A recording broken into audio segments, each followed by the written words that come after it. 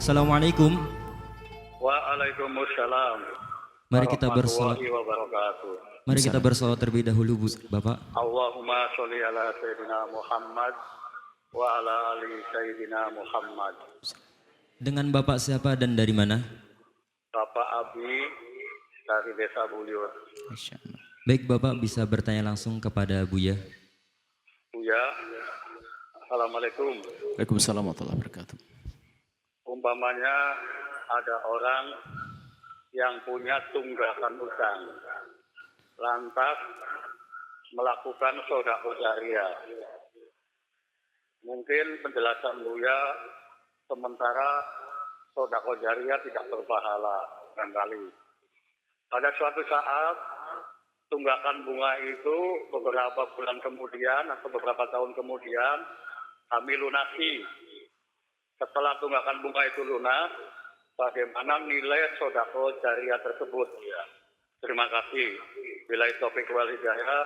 Wassalamualaikum warahmatullahi wabarakatuh. Waalaikumsalam warahmatullahi wabarakatuh. Yang pertama adalah hutang yang tidak ada bunga. Kita akan bicara satu demi satu.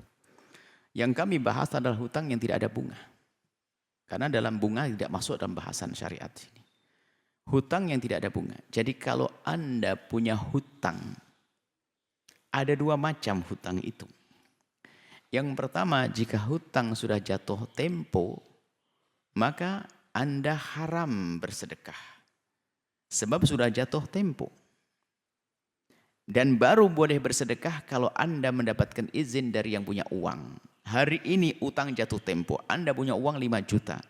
Hari ini jatuh tempo harus Anda bayar. Maka kalau Anda sedekah, maka maksiat Anda. Karena apa? Anda kurang ajar dengan orang yang minjamkan uang tersebut. Kalau Anda ingin bersedekah, Anda minta izin. Mas, uang ini sudah ada, mau saya bayarkan. Cuman saya pengen sedekah gimana? Kalau dia mengizinkan, maka boleh. Berarti boleh menunda pembayaran utang. Yang kedua adalah jika utang belum jatuh tempo. Kalau utang belum jatuh tempo, misalnya bulan depan baru harus kita bayar utangnya. Maka ulama mengatakan kita bersedekah saat ini boleh, biarpun kita punya utang. Karena utang belum jatuh tempo. Selagi utang belum jatuh tempo, nggak ada yang tersakiti. Nggak ada yang terzalimi, karena belum jatuh tempo. Itu pun ada gambaran, nanti sudah ada cahtanya untuk bayar nanti. Nah ini, seperti itu. Jadi yang nggak boleh, makanya kalau mendengar apa yang kami sampaikan, biasanya kalau sepotong-potong bisa saja menjadi salah. Seperti Anda hanya sepotong waktu mendengar dari kami. Kami menyampaikan ada dua model, utang jatuh tempo dan utang yang belum jatuh tempo. Kalau utang sudah jatuh tempo, nggak boleh. Tapi kalau belum jatuh tempo, boleh Anda bersedekah dan mendapatkan pahala. Kalau belum jatuh tempo, Anda maksiat. Anda maksiat karena menyakiti orang. Kalau yang punya uang tuh tahu bakal marah, kurang ajar. Bener nih, utang aja belum dibayar, sedekah-sedekah. Ayo, kan begitu. Ini adalah utang yang tidak ada riba. Kalau urusannya utang dengan riba, sama sekali jangan berpikir sedekah. Selesaikan riba Anda. Masya Allah. Kan riba mengerikan, ngajak perang dengan Allah. Selesaikan riba Anda. Selesaikan riba Anda. Selesaikan riba Anda. Karena bersama bergantinya hari menambah dosa urusan riba. Urusan riba, riba, riba. Dan jangan mengentekkan, orang tertipu adalah dia senang bersedekah membiarkan ribanya berkembang. Ini beda kalau urusan riba, riba, riba, hati-hati. Dan tolong hamba-hamba Allah. Jika Anda masih berurusan dengan riba, Allah Maha Kasih lah, segera sambut kasih sayang Allah. Ayo, entaskan diri Anda dari riba. Kalau Anda sudah mengentaskan diri dari riba, tolong jangan pandang mereka yang masih berurusan dengan riba dengan pandangan pici. Tapi pandang dengan kasih sayang, himbau dengan lembut dan halus agar segera meninggalkan riba. Maka termasuk yang bertanya tadi, selesaikan urusan riba Anda, jangan berpikir tentang sedekah. Karena riba itu mengerikan. Riba itu mengerikan, mengerikan. Bahkan bisa jadi dosanya riba, pahala sedekah yang banyak itu tidak akan bisa menutup dosa riba yang kita lakukan. Na'udzubillah, bangkrutlah kita. Bahkan kalau kita menyelesaikan riba, pahalanya jauh lebih gede daripada kita bersedekah. Sama membayar utang hukumnya wajib. Membayar utang tadi hukumnya wajib. Jauh lebih gede pahalanya daripada sedekah. Biarpun sedekah boleh di saat utang belum jatuh tempo. Haknya manusia, hukukun nas.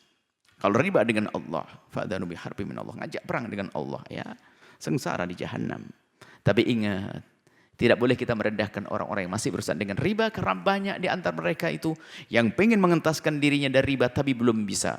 Karena mungkin bisnisnya besar, hartanya banyak. Jadi mau mengentaskan diri riba itu perlu tempo. Kadang 10 tahun beres, 5 tahun, ada yang sampai lebih dari itu.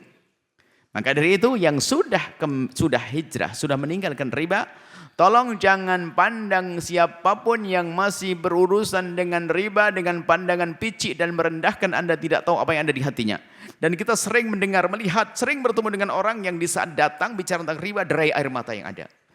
Dan dia mengatakan, kami belum bisa mengentaskan diri Buya. Kenapa? Karena saya menyekolahkan, saya adalah bank riba. Sehingga saya harus menyelesaikan tugas saya sampai batas tertentu. Kalau tidak, saya harus membayar. Dan saya tidak punya duit untuk itu semuanya. Dan masih banyak. Jadi tolong jangan prasangka buruk dengan orang yang berurusan dengan riba. Kami hanya sampaikan kepada Anda yang menyebut dengan riba. Selesaikan riba Anda, jangan berpikir tentang kebaikan-kebaikan yang lainnya. Riba. Entaskan diri Anda dari riba, maka Anda mulia setelah itu. Semoga Allah mudahkan siapapun, termasuk yang bertanya. Memudahkan untuk menjauhkan dari riba. Dan kelihatan yang bertanya ini istimewa. Rindu bersedekah. Anda orang baik, orang pilihan Allah. Akan tapi sebaik apapun tujuan kita, harus pakai petunjuk agar kita sampai kepada tujuan. Wallahu a'lam bishawab.